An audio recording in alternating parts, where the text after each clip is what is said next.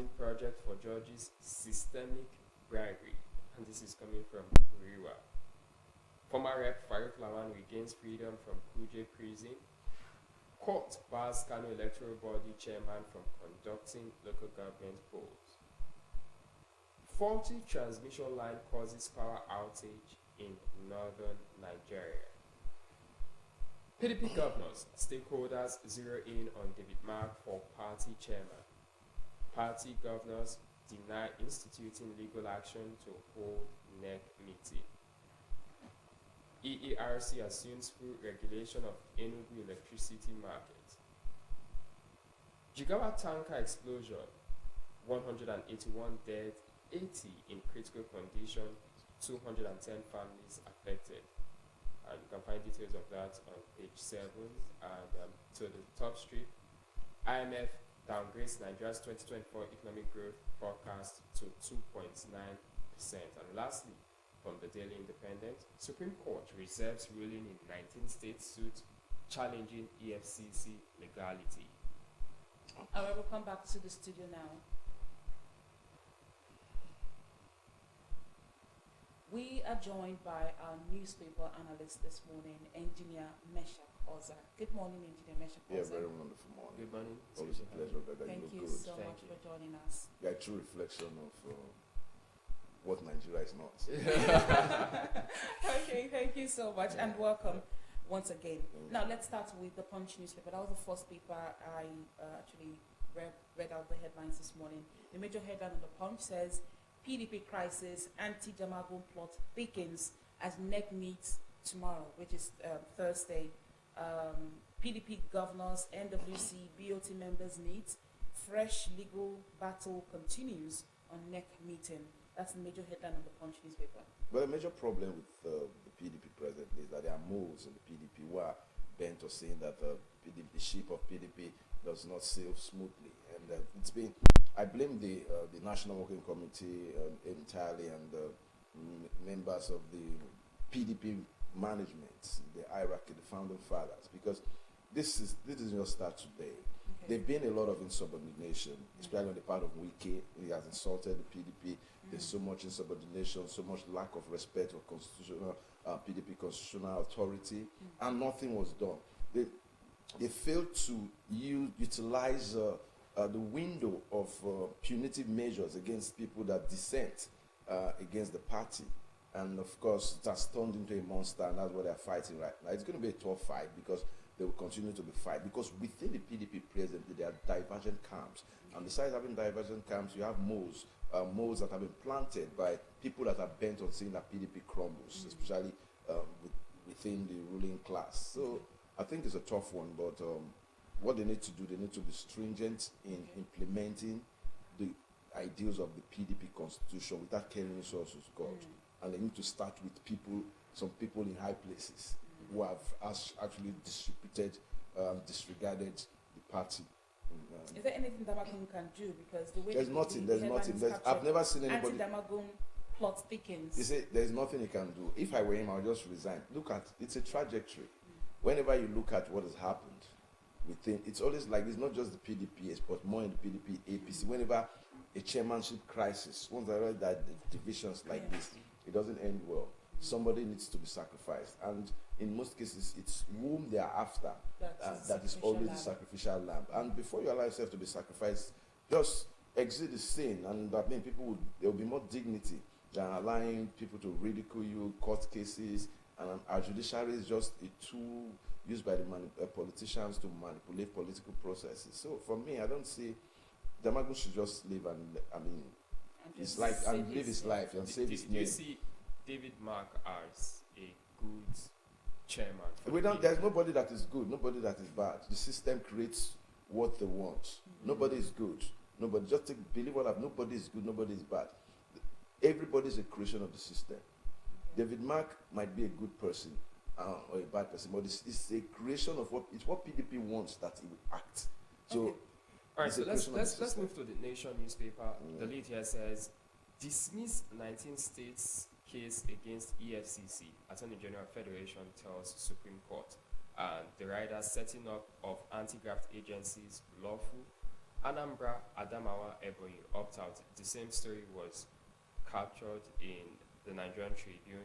Supreme Court reserves judgment in 19 states suits challenging constitutionality of EFCC orders. Anambra, Adamawa, Ebonyi. Well, I have one question: why did it take them so long?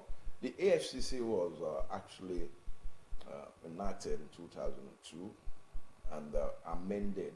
The number amended in 2007 with a template of. Now the G7, actually the G7 nations, asked Nigeria that there's so much going on in the area of money laundering that they should have an effective financial control and regulatory and prosecuting body that can fight that. And G7, I'm talking of the likes of America, Britain, Canada, France, just name it, I think, yes, France, Germany, those are the G7. Now, these are the power brokers of the world. Now, we came and we started the EFCC with the present chairman, or rather the present National Security Advisor, Nuhu Ribadu, as the pioneer chairman of the EFCC.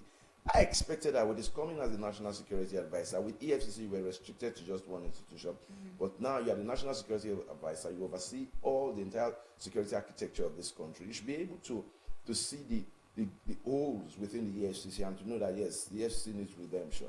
Scrapping the EFCC is not an option. The governors, we all know why most of them are fighting. They opt in, they're opting out. Now they are putting themselves part of the prosecution alongside Audu Abubakar.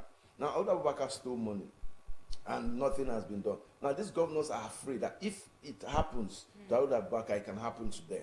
So they are all joining in the suit against the constitutionality of the EFCC, but it's not going to hold water. And because you know the political scene and the judiciary scene in Nigeria is full with a lot of shenanigans. But that aside, now EFCC has lost its credibility because if I when you say lost its credibility, I was just about to ask you, since the creation, the establishment of the agency known as EFCC, have they really, at any point in time, come out to do their job and make Nigerians feel like, oh, this at the early stages, responsible for fighting corruption. At the early stages, I wouldn't want to mention names now, but at the early stages of their formation in 2002, 2003, 2004, yes, they actually fought money laundering in line with there were mega 419s that were arrested, prosecuted, big fraud players in the country that the EFCC fought. But the intention of the G7 asking that the EFCC come into being was not really entirely exclusive to 419. It was more about people that plunder government resources, but they have not been able to achieve success in that area because as an institution they've allowed themselves to be manipulated by proxy. Manipulation by proxy is a manipulation that is related to somebody putting you in an organization or in a position where you're supposed to check that person, but because the person puts you there, you can't check that person. That is the situation. And that is why the EFCC is a bulldog that can bark but cannot bite. Now, if I were the chairman of the EFCC, I would resign because he promised Nigerians that if I don't deal with Abubakar, Yahaya Bello, he would resign. Till today, Yahaya Bello is still in this country. He's strolling to the. I mean, what a mockery! If Betta Edu's case, there's so many cases like that. Then you are more interested in chasing clout chasing of Yahoo boys around them. You carry them. Somebody has stolen $20,000. You carry his confiscate his properties. Meanwhile, the ones that have stolen billions of dollars. This is somebody that stole $20,000. The ones that have stolen millions and billions of dollars is still in the National Assembly. It's still within the executive. Continue to plunder our resources and nothing is done about it.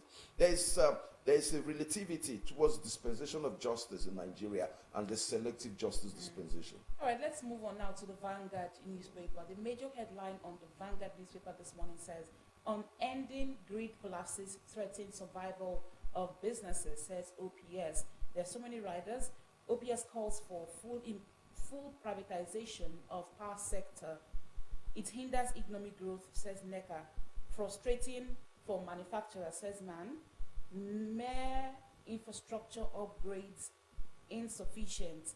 Full privatization needed, says NASIMA. Reduces competitiveness of Nigerian businesses, says AppsBorn. I'm going to read this other headline that says Nigeria requires purposeful leadership, food security for growth, says ex-deputy governors. Well, it's You an say those unfortunate two headlines situation, together. and when you look at what is happening in the power sector, it looks more like sabotage than the continuous breakdown of the grid. Sabotage of the national grid? Yes, you don't know Nigeria. They will do anything to make sure. When you fight corruption, the sustainability of the national grid is equally fighting corruption against some people that are making sure that the power sector does not thrive. There are people that are into the importation of oil and gas, some people that are into the importation of plants and generating plants and all that. So it's chronological and order in the trajectory of, in this year alone, we've had 6 times the national grid has collapsed. That is irresponsible. We are calling the credibility and the content and efficiency of our engineers into question. But I am telling you, if you look You at think it's sabotage and not a case of we don't have no. what it takes to really How can we be? sustain How can we be at this? and make sure the No. national grid We is functional? it is sabotage. Sabotage. Yes, criminality within the corridors of the power and oil and gas sector. Now, we supply Niger Republic, we supply Benin Republic, we supply parts of Togo with power. Those people have almost 23 to 24 hours power supply. Then why us?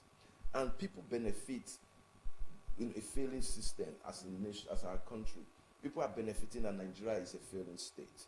And when you look at what is happening, you want to assume that we have the Chiruru Dam, we have the Tagwai Dam. Both of them are in Niger State. We have the 3 dams in Niger State. We have the Kinji Dam, equally in Niger State.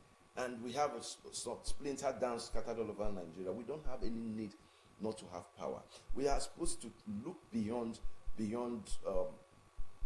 the periphery of what is happening right now. Most of our problems are political. Most of our problems are regional. Most of our problems are self-inflicted. And most times I want to look at, we can't continue to blame leadership all the time. We have citizenship problem as well. Vandalization of these properties. Vandalization is a major problem because when there is a receiver of stolen goods, there will continue to be stolen goods. There are people that receive these cables, this hardware, these metals from vandals who raid these sites. Equally should be held culpable. They should face the same punitive measure that the vandals are facing. So it's a collective problem between the citizens, along the line of the citizens, the followers, and our leaders. We all need to show responsibility. All right. So let's take this headline quickly from the Daily Independent. Yeah. Federal government plans increase in oil production to ease foreign exchange inflow, stabilize Naira. And the writer says, Nigeria on track to meet 2 million barrels per day before end of 2024. Explains why banks can lend at single-digit interest rates. And I put that side by side with this headline from the Daily Trust, which says, Tinubu to Nigerians, buy petrol at 1,000 naira per litre or CNG at 200 naira per litre. Now let me start with the first one. Never take anything our leaders say or their proxies, their agents, and their representatives in MDAs. We never take any. This thing they have. What the first narrative you read? Increase oil production. Yes, I have. It has been. When they wanted to take the SAP, the structural adjustment, when they wanted to go into structural adjustment program, we had it. When the World Bank and the IMF advised Nigerians, Kalu was the Minister of Finance then in 1984-83, when they told us the same narrative.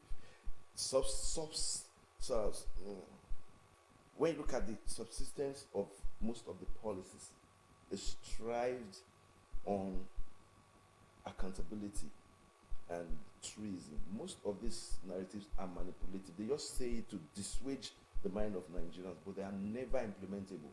They are never the true reflection of what is happening on the ground. So when people in government or agents of government speak like this, I feel sad for this country because they that are saying it, they know it's not the truth. They know they're not telling Nigerians the truth. And I don't know why they are scared to do. I would rather resign or drop my position if I cannot tell you, my boss, that this is wrong. And I say it without caring resources, God. If you feed me, break my plate. It is when that plate is broken, you know that people that wanted to feed you before were so much, but because you were holding tight onto that plate, thinking that was the only source. And you're difficult to counter what is wrong. It becomes difficult. Moving forward, as Waju has told you, and you see, Labour played into his hand when he told you, if you want me to pay 250 minimum wage, then I will increase fuel to 1,200 or there. But are we not buying fuel for 1,200 today? Labour played into his hand. Labour should have agreed. Now it's 250,000. Look at the grid. 70,000 to 250,000. Look at the gap. 180,000 naira. But we have gone back to the fuel he talked about that we're buying for one. The 1,000 is telling you it's not the retail price. The 1,000 is the benchmark price in the parallel market, but NNPC buys it. Now, if you look at every station can decide, you can say 1,200, 1,300 depending. So we are back to where he said we will never be. Now they said it's CNG. Last week in Benin, there was an explosion. They have not guaranteed, they have not told Nigerians the propensity of the safety of the CNG. They said that CNG was roadside. But they said not standard. whether it is roadside, they know Nigerians. Look, when they cannot guarantee, don't we have roadside fuel? The fuel, some of the fuel we use, don't they do it in modular refineries? Let's take away that roadside. They will give. Look, Nigerian leaders will have a response to a bad policy that they want to implement. I think they should start with using it. They should start with using it in the National Assembly, their pool cars, presidential fleet. Be using the CNG. Let's be observing first. We are not fools. They're saying that one is roadside. Let me tell you, people. Okay, how many people are going to be able to convert their? They're saying it is free. How many people are going to be able to convert their cars to CNG cars? How many people are going to? Okay, the roadside will always strike. We had roadside cylinders that were made in Nigeria. Anyway. We call it roadside. Those are cylinders were made in Nigeria. Time is not our friend today. Oh. Before I let you go, Yes, please. speak to this headline. The Daily Times, coming from our former president Obasanjo, he says Nigeria has disappointed Africa and the black race, blames poor leadership, regionalism and disunity. Obasanjo has said something very good, but he lacks the moral right to be saying it, because he is he's a major player in the trajectory of decay of this country that we are today. Okay. He had an opportunity in 1979, but the master, he was more about self. Took hundreds of hectares of land to build Obasanjo. How's it been good to fight food inflation? That aside, you came out of prison. The politicians looked around. Somebody that would be a balancing factor. Abacha wanted to kill you, but God kept you for a purpose. Come out of prison, redeem Nigerians. But you didn't. They gave you the PDP ticket on a platter of gold.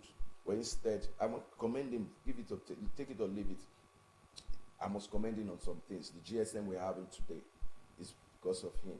I'll commend him on that. But there are so many things he could have done, like he's saying, that Nigerians are not proud, international community are not proud of, but which is the truth. They are not proud of us. We are failed. I'm happy he's saying it, and he's part of the failure. He should have mentioned himself first. I like people that accept responsibility. He mentioned himself, mentioned his colleagues. Most of them are still alive. Gowon is alive. Gowon is part of the problem. Babangida is in Hilltop. He can't work against part of the problem. But do you agree that Nigeria has actually disappointed Africa? Nigeria has disappointed itself. Then who is Africa? We have disappointed ourselves. When somebody that disappointed himself or herself has disappointed his family. Thank you so much, Eddie Namesha. We'll leave it at that. Thank you.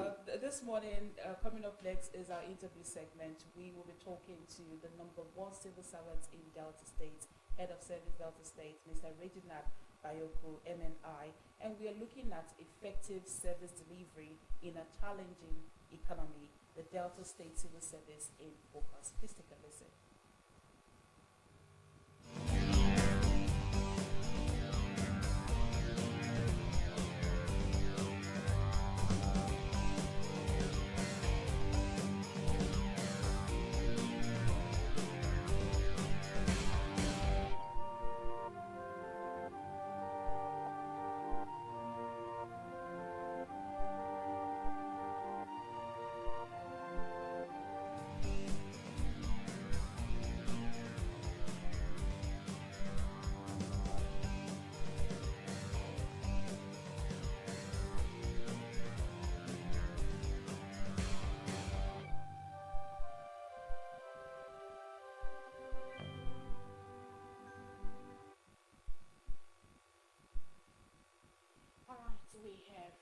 guest in the house, like we told you earlier, that's going to be sharing with us on the challenges or the way forward for civil servants in Delta State in particular and in Nigeria in general in economic situations like this, what the government is doing, and so many other findings from our guest this morning.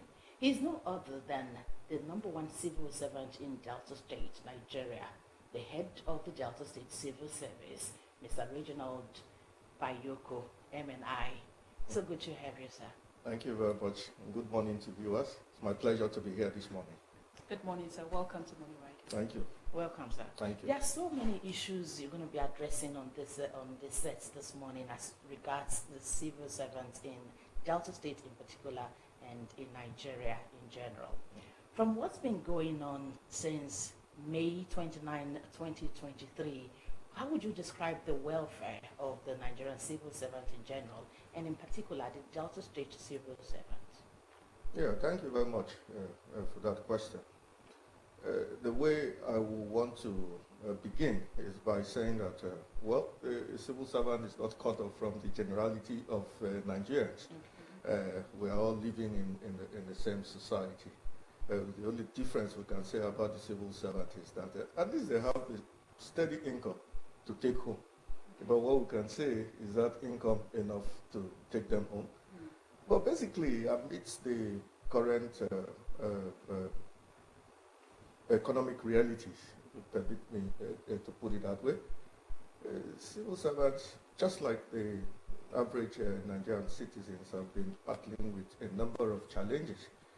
But that being said, I must put in perspective that, despite those challenges which have exerted pressures on the personal finances, civil servants generally, on the average, will still strive to deliver the government's agenda.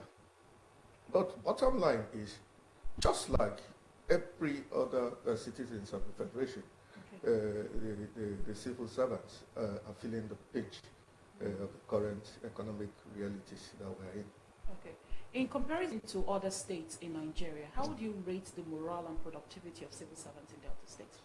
Yes, first I will say that before this situation that we find ourselves, because the truth of the matter is that, and there's no shying away from that fact, that in the environment in which we're currently operating, it's difficult to plan because the economic condition changes virtually every day. Some people tell us that it's virtually every hour. So in that kind of environment, it's difficult to plan. But for now, the successive governments of the state have put in place a number of measures.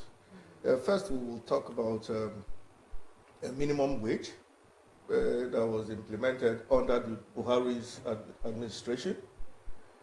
You know that Delta State government was among the first to implement it. And even as we speak, before this new current minimum wage regime, many states didn't really get to the old one. But Delta State was there.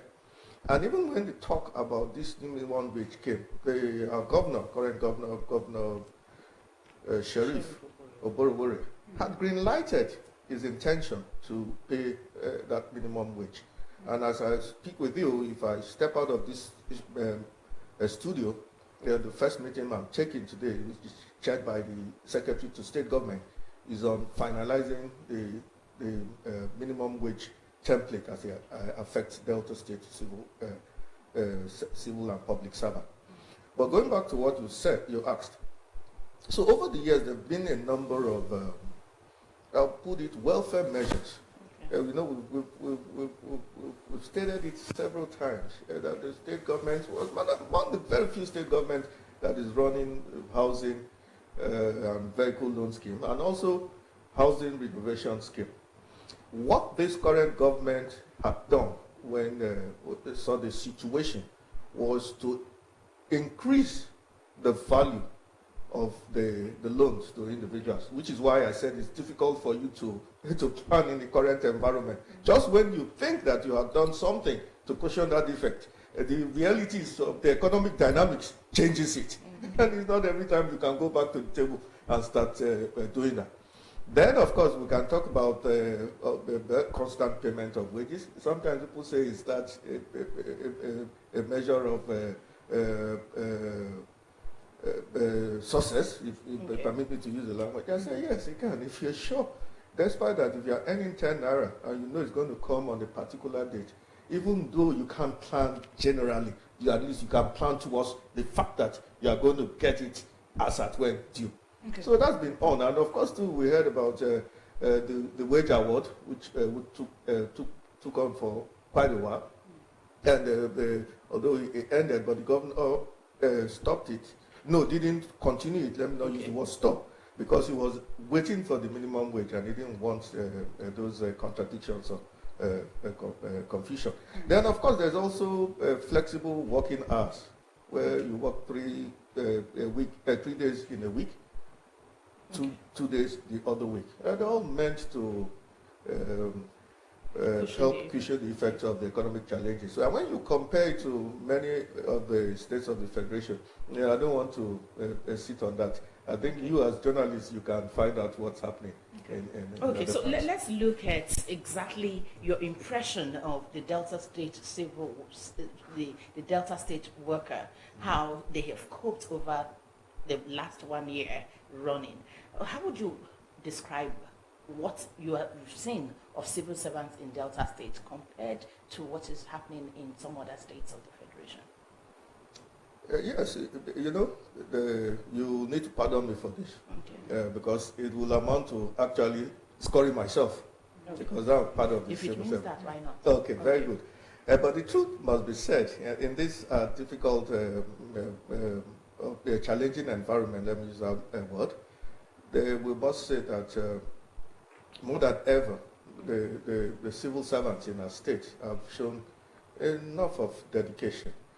And I say this with all sense of responsibility. And usually when I make such statements, I always ask too, that of course we have political masters. You can check their views and their impression on what the performance have been. Given what we have said, and we've tried that many times as much as possible, where we have that opportunity to sink into the average civil servant's head, that this is a period of serious sacrifice. You don't expect that things will be as usual, and you try and give your best in the times of in terms of the times you are in, to ensure that there is a difference between you and the other person. So basically, within the period, we have shown, the average civil servant have shown enough dedication to drive the government's developmental agenda. Okay, you listed some of the measures that the Delta State government came up with to cushion the effect of the subsidy removal. These measures, have they been sufficient in elevating the economic burden on civil servants, or is there need for further interventions? Well, the truth has to be said, and that's what I also said earlier on. In an environment where the dynamics, the economic dynamics changes virtually every day. Well, I said some people say virtually an hour. We've heard stories that you go to the market this morning, you buy tomatoes for say 10 naira, you go later in the evening, it's 15 naira. There's a difficulty in planning in that kind of environment. So such that, answer your question, there is actual need to more than is being done. Okay. Just because the situation has been created. So what is the Delta State government doing more for the civil servant now? Oh, yes. Like I said, now, if I step out of the studio, I'm going in for a meeting where we will finalize the issue of the minimum wage. And the governor has said from day one that whatever the federal government comes out with as minimum wage, that's what he will pay. Yeah.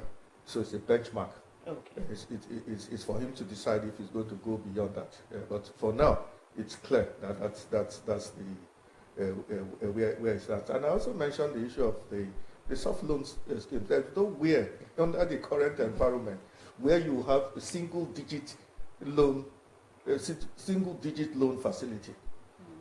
The government is doing that, and that alone, yes, because there is a bit of a cost on it, administrative and all the rest. That's why you're charging what I call that single-digit loan. Otherwise, it's more of a free giveaway.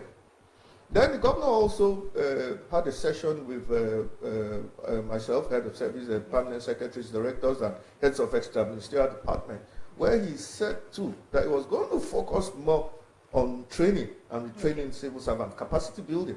And he did say something that you understand the fundamentals of what the average worker is looking for. You're looking for various means to put some extra income into your pocket, but that income must be legitimate. So he can afford to send you on training, and that training will hold in Asaba, for instance, and take out some costs that will take you to Lagos and all the rest, and find a way that that cost that you should have expended in going to Lagos or going to Ibadan or outside the state comes back into your pocket as a way of motivating you to concentrate on that training and at the same time balance your welfare.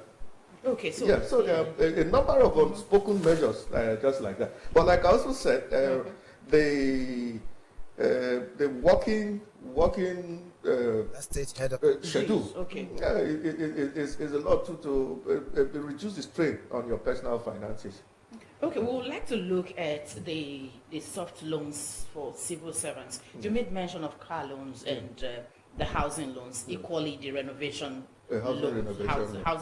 renovation loan. Yeah. Now, we remember that in the last administration at some point, these loans were put on hold.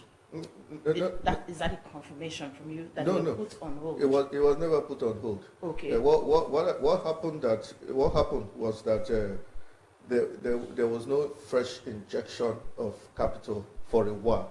So what was being used to disburse was repayment from the loans that hadn't been given out. Okay. So it was never stopped. Okay. So having moved from that era, are you telling us today that civil servants are back to enjoying housing loans, car loans, and of course housing renovation loans? They didn't stop. What we have now is just an increased tempo because of the fresh injection of new funds and the increase. It never stopped.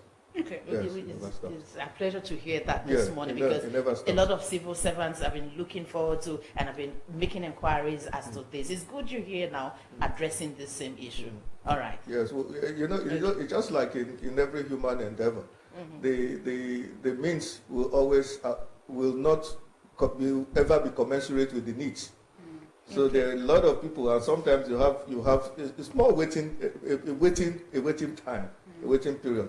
Okay. And it's often compounded by the fact that while we, even as civil servants, understand the dynamics that if you have a facility running, you can seek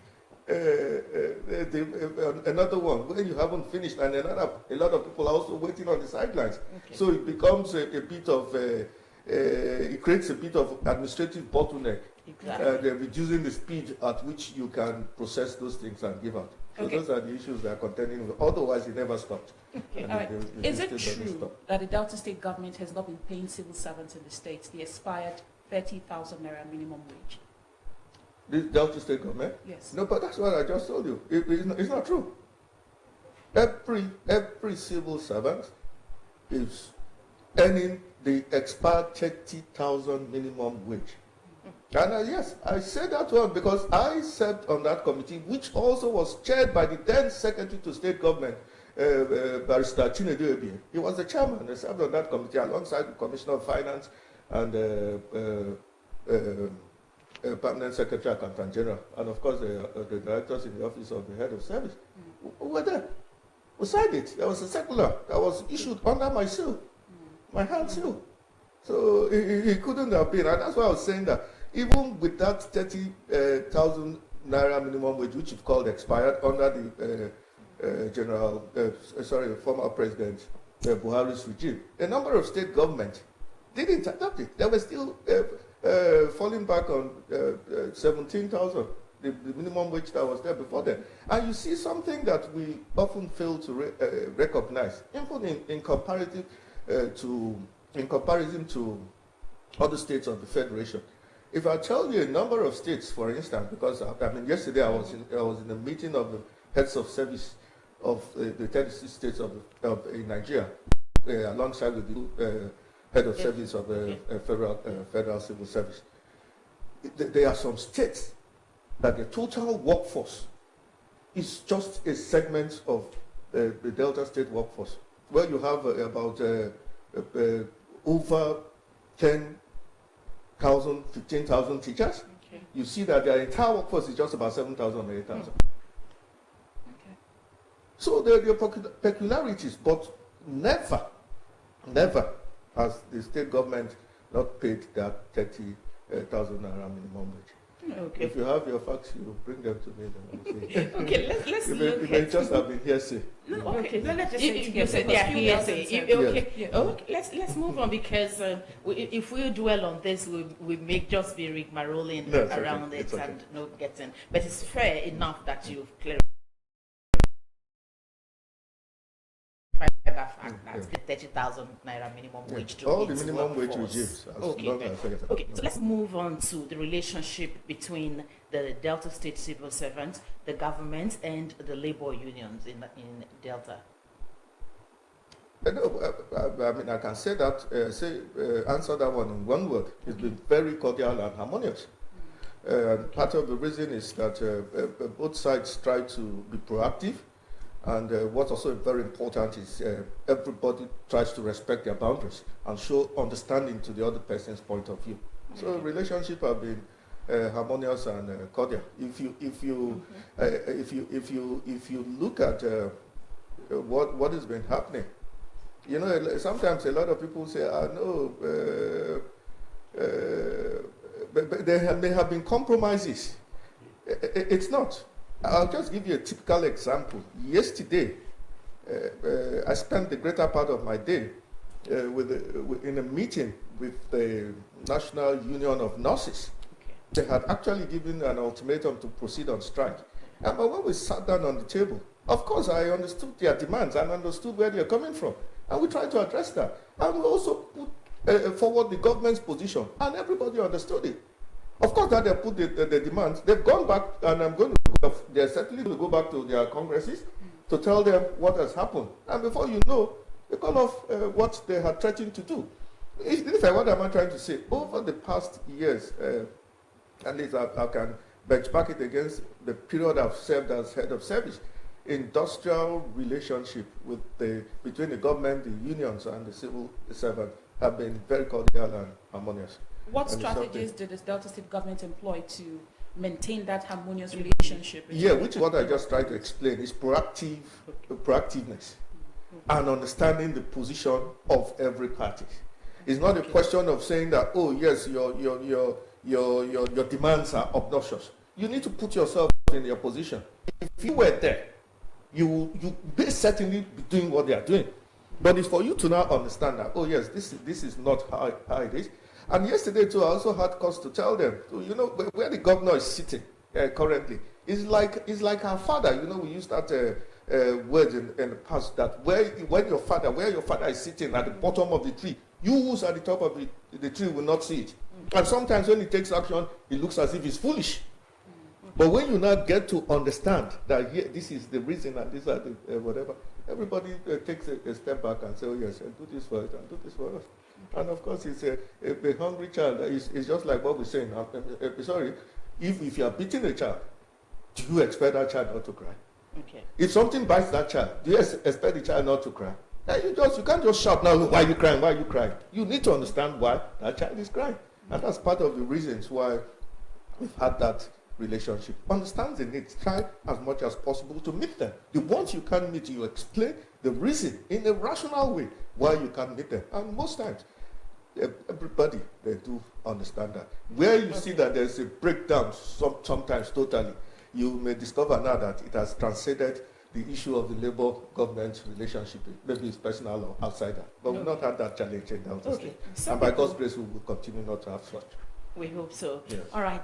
A lot of persons have held the opinion that government has stifled union activities, have put them in a very tight corner, given the economic situation and government's responses to the demands of labor.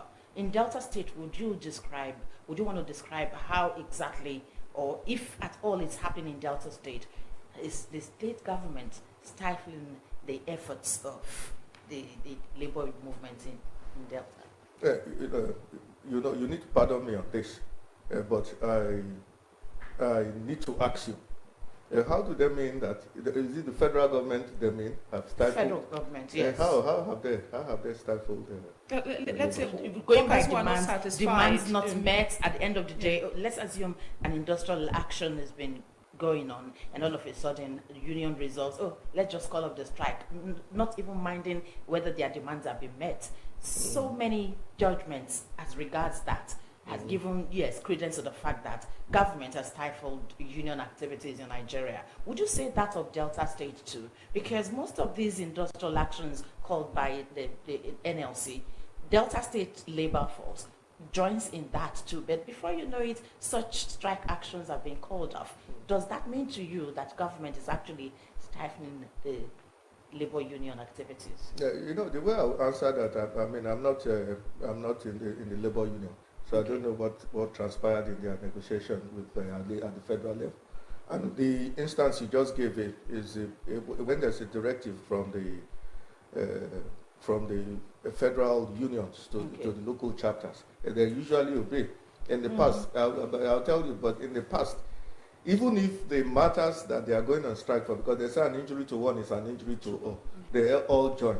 So if they want, sometimes if the union wants to pull out, like where the states are not affected by what is going on at the national level, they seek leave from the national bodies to pull out.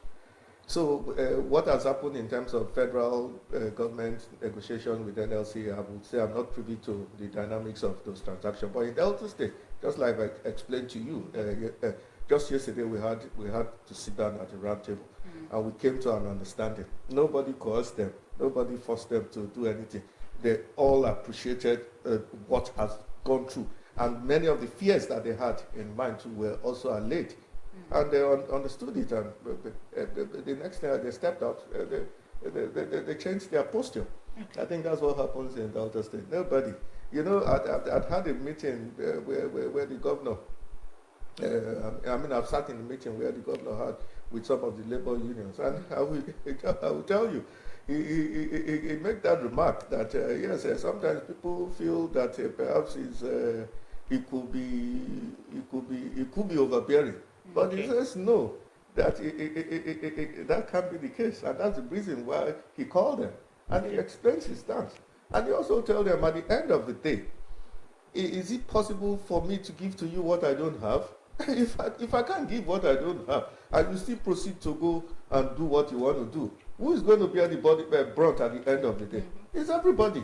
He will only take the responsibility to say, oh, you could have prevented it, but I've tried as much as possible to prevent, and you didn't listen to me to prevent. What else can I do? So basically, it's understanding, no crippling. Okay. You've been the head of the Delta State Civil Service for over 5 years. Yes. What reforms have you championed since your emergence? It's 8 years. 8 years? For over 8 years? Yes, 8 years. Talk to us about That's a the very reforms long you've time. championed. So you want to share some of these reforms with us? No, if I'm going to start sharing them, we won't leave here. Some of We them, can start not from all, some somewhere. of them. Tell us the reforms you've championed since you emerged as the head of the Delta State Civil Service. You put me on the spot. Let me just say that basically, right, that over these past 7, 8 years, like I just mentioned, we have tried as much as possible to improve service delivery. Service delivery, very important. Because at the end of the day, as civil servants, public servants, our responsibility is to the citizens. Yes, our political masters come with the vision, the agenda, they have the mandate. But to deliver on that mandate, the civil servants, public servants who are the backbone, front line, must be seen to do what is correct. So service delivery, very important. As much as possible too, we've tried to automate our working processes to simplify them and make decision making faster. Then of course, you know why I said you put me on the spot. You can't do anything too far beyond the governor as well, because he really has the vision. Mine is to deliver on that vision. We know, for instance, the Chike Osadebe Secretariat. It's The Chike Dozier Secretariat. Secretariat complex. Yes, it means a flagship project project. of the government. Yes, of the government, which is very marked in terms of the reforms you're talking about. We have a very conducive working environment, and virtually all the ministries, departments are accommodated, unlike the case that it was before. And of course, there's been the focus on capacity building, and talking about that, we still agree that given the situation we have, there's still more to do, but there's been a lot done in that regard. But basically, what I've always tried to drive home is a change of mindset. It's a difficult thing. I always tell all the civil servants, inclusive of all of us who are here, that the very basic thing that you require as a human being is to know that you know what is right and you know what is good. You don't expect me as the head of service to come and wait at the gate for you to come to your office at the time you are supposed to come to the office. You see, I came here and I was telling you, I hope I came on time, because it's only natural that you feel those things. But just to answer you, I'm documenting all those in a structured way, which I'll share with you. Yeah, once upon a time. That's why I said you are putting me on the spot.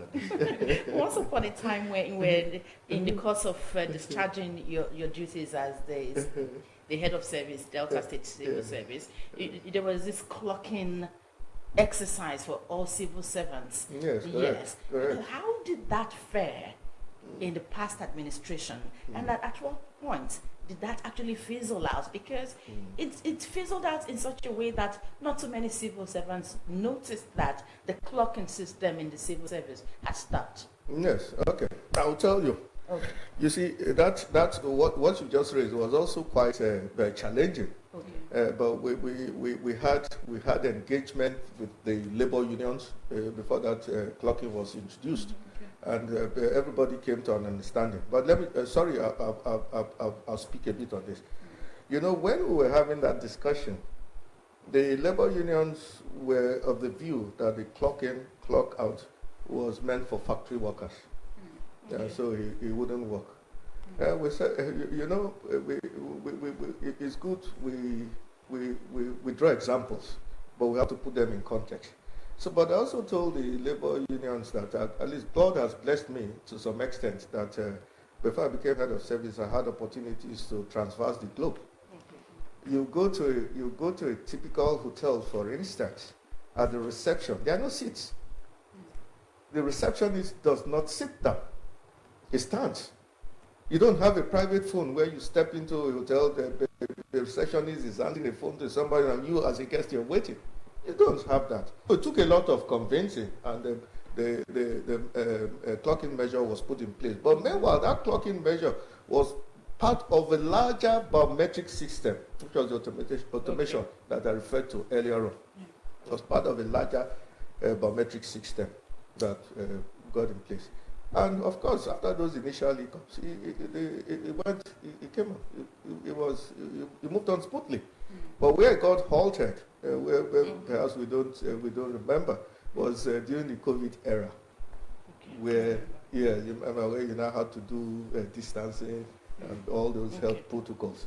So there was no point in continuing the clocking measure. When after a post-COVID assessment had taken place, and we also assessed the impact of the clock in, as like I mentioned, was a part of a larger biometric system, and it achieved that to a large extent. There was the decision not to restart. Now that we don't have the clocking system anymore, how does your office, the head of service office, monitor civil servants in Delta State, and how do they instill discipline to make sure that these civil servants go to work on time? Yes, in fact, that is why I said first that the part of the reform is in the mind. is the formants in the mind. Even the clock in, clock out system we're talking about it was just an electronic device beyond the one that I mentioned, that I don't have to come to the gate to say I'm watching who's coming in and who's coming out. But you know, one thing that is very important is, for me, for instance, and for you, you can't be everywhere. You can't be everywhere. True. It means that down the ladder, there's a hierarchy. Down the ladder, after the head of service, let's take myself, then you have the permanent secretaries, then you have the directors, and the other line staff. So everybody reports to somebody. If we do our duty as it's supposed to be, I don't need to bother myself about who's coming to work or who's not coming to work. What, in effect, I'm saying is that if I notice any other thing and put that in check, is the supervising officer that I hold responsible, just like the governor holds me responsible generally. So I go down the line to the supervising officers to ensure that you come to work as at the time you come. And once I will get report, like I said, I can't be everywhere, but once we get report to in that direction, we query whoever is responsible, and it's the responsibility to drive that thing down the line and ensure that such doesn't occur. But like I said, and I'll still repeat it, fundamentally, it is your own duty to yourself to do what is right at the right time. And I'll give you an example. Sorry. Driving out of my residence, official quarters, there's a T-junction that turns to the right. Just nearby too, there's another junction. There's a turn to the left that you can turn to go on a one-way to the commissioner's quarters. If I'm going to the commissioner's quarters, there's the temptation that I can just turn and take that one way because it's shorter. Yeah. I won't do that. If my driver wants to, I tell you, say, don't do that. But why he's doing that? He's seen a number of vehicles in front of him who are doing that. Okay. But it's not right. So fundamentally, we have that. Even in these days we talk about the fuel cost, yes. And of course it will beat down your cost of fuel for you to take that shorter route, but it's not correct. Mm-hmm. So I take that longer route, and I know my driver will be telling their colleagues, "What's wrong with this?" It's a thing of mindset. It's a mindset thing. Okay. Even if the road is clear, nothing will happen. But it's basically not a correct thing to do. And so we must steep it deep down in our minds that sometimes you don't need anybody, to. And I remember too, when I came here, I don't know if I drew that analogy of the traffic light. You did. Yes, you did. It's the same thing. Okay. You wait. Okay, so let's look at training and retraining of the Delta State workforce. To what extent has the Delta State government invested in the training and retraining of its workforce? I must be honest to give you my assessment on that. Okay. The Delta State government have tried as much as to train and retrain. Okay. But I think, honestly, we still need to do more. Okay. But I know the issue, we're constrained by funding issues. Okay. But within the limits of the funding issues, we have tried. There's a particular program that, despite all the challenges,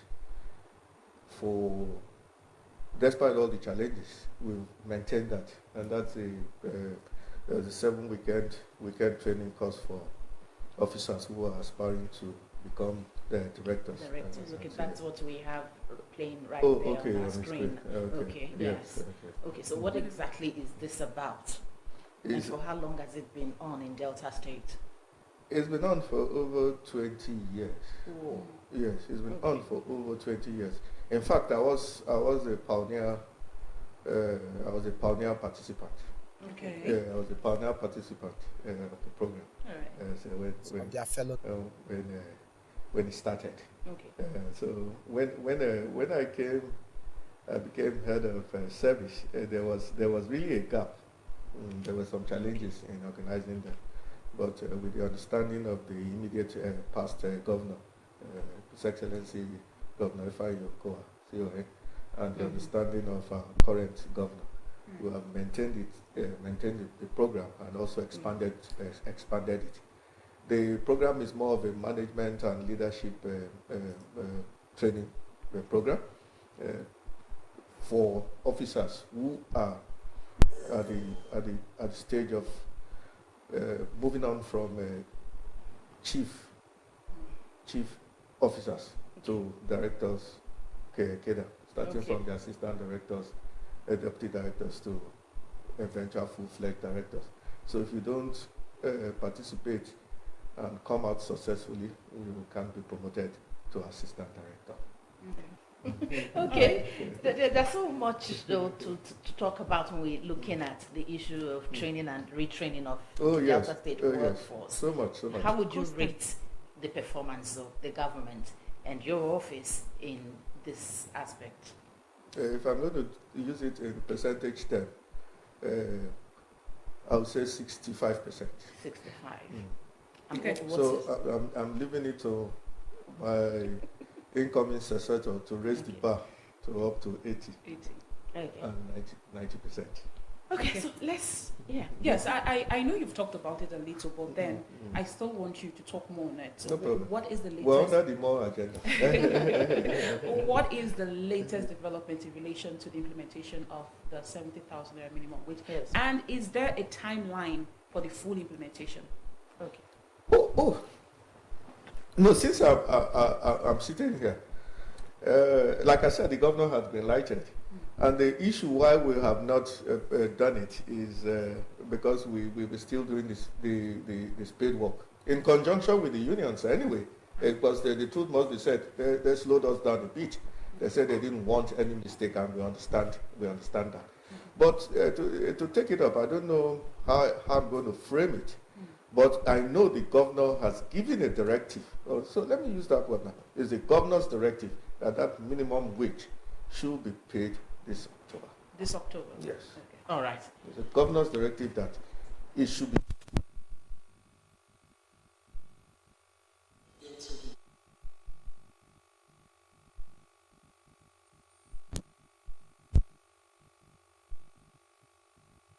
Pensioners and the contractors in Delta State. Contract. Pensioners. Pensioners. No, of course, there's a pension law that obligates a state government to do what they call consequential adjustment once the minimum wage is affected. That is for those who are in the direct benefit scheme. Yeah, but for those who are in the contributory pension scheme, of course, the moment your emolument, your salary goes up, the level of your contribution and the government's matching contribution also goes up. So the state body affects everybody. Okay, something that has been a major challenge to civil servants is the issue of arrears. That's in the past. It's in the past. Yes. Okay, what did the head of service or the office of the head of service or the state government do in addressing the issue of payment of arrears? Yeah, but when Governor, in fact, before Governor Sheriff Oborowore came on board, when he was campaigning, the issue was brought to his attention. Okay. Yes. And he promised to tackle it. And one of the very first measures, while he was drawing accolades from a lot of people, was also drawing flanks from a number of people, was to pay over 5-point-something billion as a promotion arrears. But we identified it, and that's part of the things I always keep saying, that we have a duty of self-care to ourselves. Okay. We have a duty of self-care to ourselves. And we also have a duty of loving our neighbors as ourselves. So the issue that even gave rise to the promotion areas, first, it's not even the government. It's from us. Once you get your promotion letter, of course there was a challenge administratively. And that's because we were the operators of the system who were creating those bottlenecks. You want somebody's due for promotion, you want them to go and bring all kinds of things and whatever, even when you know everything is complete, just to delay the process. We who are operators. Okay. And it creates the issue. Then now you have your letter. There's a requirement from you. You know where to submit it to. You know how to follow it up and do whatever. So you don't build up areas. But that we found out that was what was happening, which is why I said mind change is very important. Okay. You must love your neighbors yourself. You are in the system. Okay. You love your neighbors yourself, and you who is concerned to have a duty of self-care to yourself.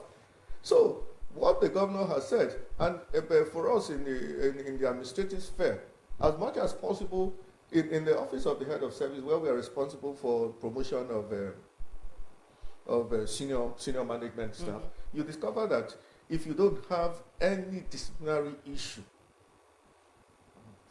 in very many instances, not in all instances anyway, if you are due for promotion in July, for instance, your letter is ready by March or April.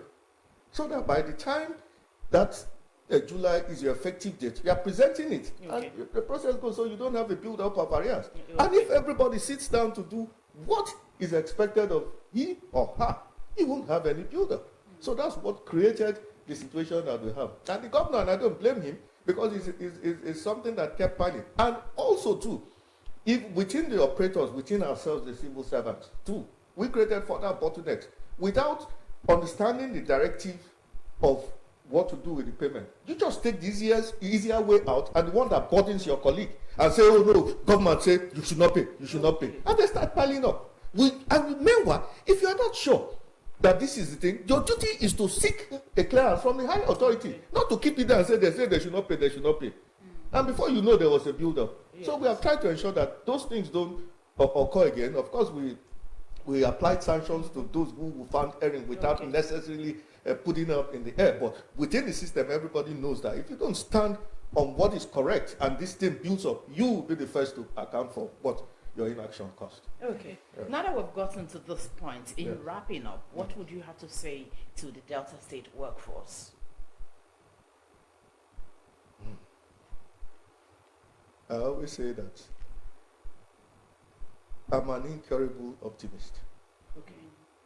So no matter the situation that we find ourselves, I'll say the employees, they are the backbone of the government. Without the employees, the government can never deliver on the agenda. So I always advise, be steadfast, do your work as is expected of you, do the right thing. And especially at this critical moment of where we are of our economic realities, the services of the civil servant is very, very crucial. And expect that we uphold ourselves in integrity and professionalism and do what is right at all times, undermining permit me to use a language, the dark clouds that may be surrounding us. Okay. And what will be the legacy you want to impact to the civil service in Delta State when you bow out eventually? I just want to use one word that by God's grace, I'm leaving it to other people to judge, but I think that I would have left a better service than I met it. Okay. The State Head of Service, Mr. Reginald Bayoko, wishing to leave a better civil service for Delta State. Well, he has spoken to us concerning many areas, especially in these challenging times, how the Delta State civil servant is coping with the economic reality on ground and what the Delta State government have been doing to ameliorate the plight of the Delta State workforce. So far, he has addressed issues concerning effective service delivery in a challenging economy, the Delta State civil service in focus. We must thank you very much for coming this morning to address issues that affect the everyday people, especially the civil servants in the state. Thank you very much. Thank you so much. Thank you very much. And It's my pleasure. And we hope that our next invitation to you will be honored as well. Oh, yes. The way it is now, I'm not even sure I want to leave now. But we must let you go to attend to other duties. Thank you. All right. Beautiful outing with the #1 civil servant in Delta State, Mr. Reginald Bayoko.